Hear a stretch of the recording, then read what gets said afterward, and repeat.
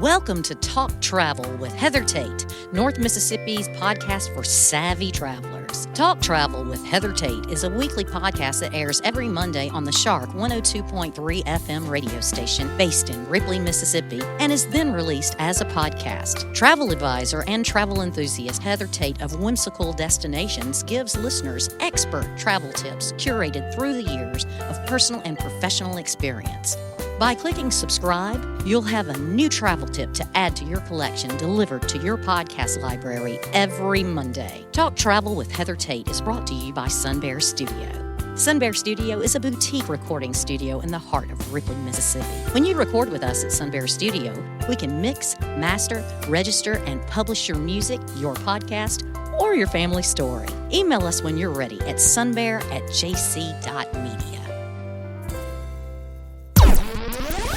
This program was recorded at Sun Bear Studio in Ripley, Mississippi. Good morning, Northeast Mississippi travelers. This is Heather with Talk Travel with Heather Tate, and I'm so excited to share my adventures and tried and true tips with you, whether you are also a seasoned traveler, a hopeful traveler, or currently an armchair traveler, meaning you're going to follow along with us from home for now. This is our 151st episode of Talk Travel with Heather Tate, and this week is called Fight or Flight. And here's what I mean by that. Flight inconveniences can either be worth it or not worth it. If you've ever traveled, especially in the last few years since the pandemic, during the pandemic, it seems like it is more of a hassle than ever. And so I want to help alleviate that because that's a lot of the stress my clients have when traveling internationally, when traveling to the Caribbean especially. I do a lot of flights there. I book flights almost daily, definitely multiple times a week. So I've learned a lot of things. I know it's different when you don't fly very often. I have some guests that are flying for the very first time, or it's their first time in a very long time.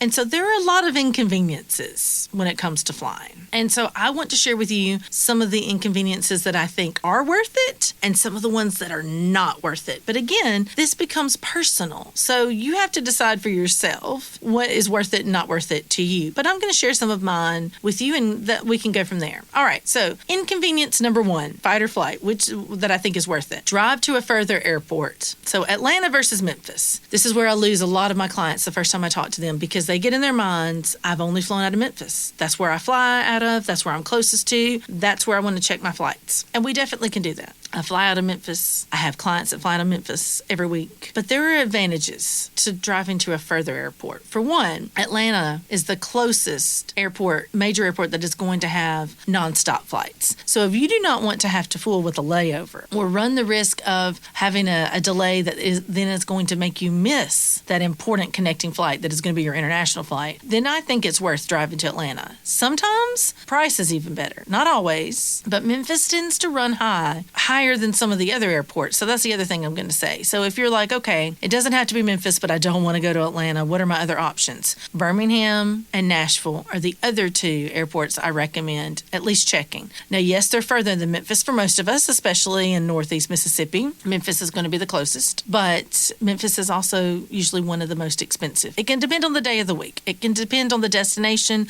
and it can depend on the aircraft carrier. All those things make a difference, but at least look at multiple options when you're trying to decide where you should fly from. To me, it's worth the inconvenience to usually drive to Atlanta or at least Birmingham. All right, inconvenience number two, being willing to change your dates. If you are flexible with your dates, sometimes changing them one way or the other can save you hundreds. If you have a family of four, it can save you thousands. So if you have flexibility to change your dates, it's not locked in stone, then look at that as it's an inconvenience, yes, but it can save you money on your flights. Inconvenience number three is I now primarily take carry-on only. I started this during the pandemic when airports were understaffed and sometimes you could make your connecting flight, but your luggage could not make your connecting flight. Traveling in Europe was very difficult because they were having strikes where they would just not have people that were there to be able to load the planes with the luggage. They just were not, the ground crews were not there. And so I realized I would rather have less that made it than more that didn't. So I have transitioned to carry on only in my international travel and really in most of my flights for convenience. Now, a lot of people will say that's too big of an inconvenience for them. That's why I'm saying these are the inconveniences that are worth it to me. It may be on your no deal list, but I think it's worth it. And I have whole episodes all about packing with carry on and how you can do it. We're getting ready ready to go to Croatia in just a few short weeks. We are going to be gone for almost 2 weeks, I think 11 days. And we're doing carry-on only. A carry-on suitcase and a backpack each. Family of 4, you can do it. And we're not going to have washer and dryers. So if you're going somewhere with a washer and dryer, that's much easier, but we're not. So we're going to be in the yacht, and I'm going to rewear and some of my swimsuits especially. There's a whole episode I'd like to do on capsule packing, and those are some other ideas for carry-on, but I will have a different dress for every day, and I will show you how I do that. Tune into our Facebook group, Heather and Logan Tate Whimsical Destinations, to see what all I can pack in a carry-on. Okay, inconvenience number 4, fly the day before and overnight in Miami. Now, when you first hear this, a lot of these inconveniences are all about mindsets. If you go into it realizing this is probably your best option, that changes everything. Not only can you save yourself a lot of money, oftentimes by having an overnight flight, but you can save yourself the risk of missing that connection. So if you're going to an island that only is serviced by American. Now, my 13-year-old would like me to point out that there are more Delta flights, which are going to have nonstop options from Atlanta, that will be coming to Grenada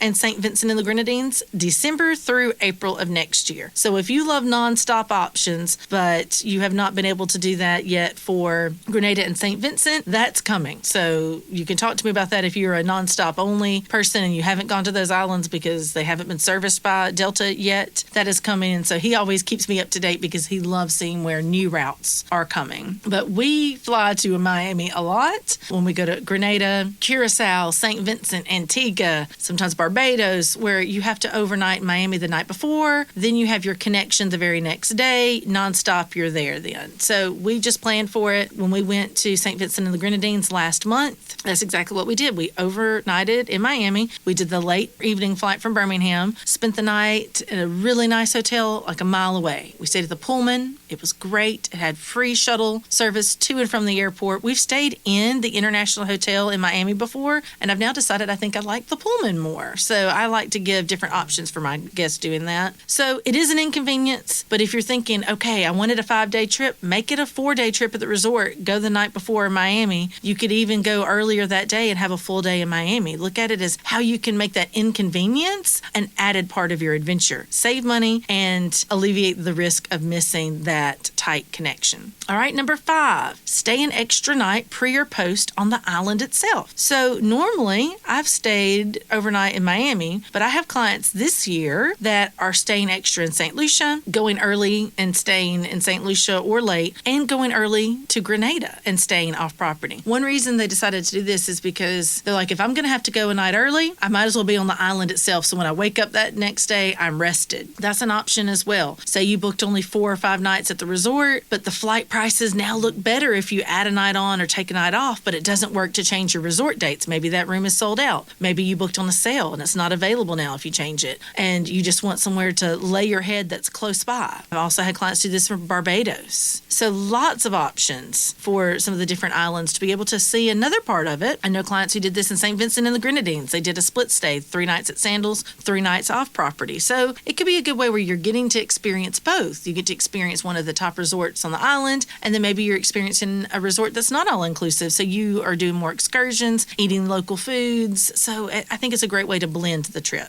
Those are all different ways that are worth me being inconvenienced. Now, very quickly, I'm going to tell you 4 that are not. These are not worth the inconvenience to me. 1, more than 1 layover. Especially if I'm going domestic or if I'm going to the Caribbean, I want to avoid having more than 1 layover. I don't care if it's cheaper. I really do not care if the price could be $200 or $300 less. It is not worth it to me to have 2 layovers because I know that I'm doubling my amount of time that something can happen. I can miss a connection and then I'm stuck. Number 2, changing carriers. A lot of times it is better priced. Say you go American there, Delta back, or United there and Southwest back. I don't like to switch carriers. Sometimes it's the best priced option to do that. I would rather have 1 carrier and stick with them the whole time. Because if 1 carrier makes a change, it will not give you the option to change on the other one, whether it's the arrival or return, because they're different carriers. So if it's up to me, I'm not changing carriers unless I absolutely have to. All right, number 3, too tight layovers. Best price is often going to be those too tight layovers that you're not going to be able to make. Or if you do, you're going to be sprinting. You're going to make it, your luggage is not, especially if you chose to check a bag instead of carrying on. If it is less than an hour, I'm not even considering it. If it's an hour and 15, I'm on the fence. It really is going to depend on which airport. On the way back, I would say you need at least 2 hours and 15 minutes to 3 hours, depending on the airport, to go through customs, especially if you do not have global entry. So even if the price is better, I would rather go the night before and overnight in Miami than have too tight of a layover or to have 2 layovers. And lastly, what's not worth it to me is not taking the trip at all. Flights can be difficult. They can be inconvenient. But overall, I don't want to swim to Jamaica. I don't want to swim to St. Lucia. It is worth it to me to take the trip, to spend the money on the flights, and to have more convenience by only having nonstop or one layover and better layover times, not changing the carriers, but having a carry-on, all these things that are worth it to me versus are not. I hope that helped give you some ideas of why I choose to do what I do for my own personal flights and why I make these suggestions for my guest. That's all the time we have for this week's episode of Talk Travel with Heather Tate. Thank you so much for tuning in. Remember, it doesn't have to be a fight when you take that flight. Life is a great adventure. Take the trip, make those memories. It's worth it. This show is made possible by JC Media, LLC in Ripley, Mississippi. JC Media owns the Shark 102.3 Classic Rock FM radio station where the show is hosted, and Sun Bear Recording Studio where the interviews are recorded. We need your feedback and support. If you listen to the podcast on a player like iTunes, Google Podcasts, or Amazon Music, please subscribe to the show and leave us a review. We also have an email in which you can share your feedback. That email is theshark1023@gmail.com.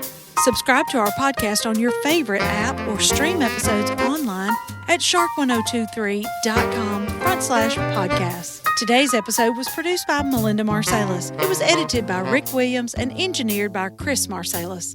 The podcast technician is Joyce Grady.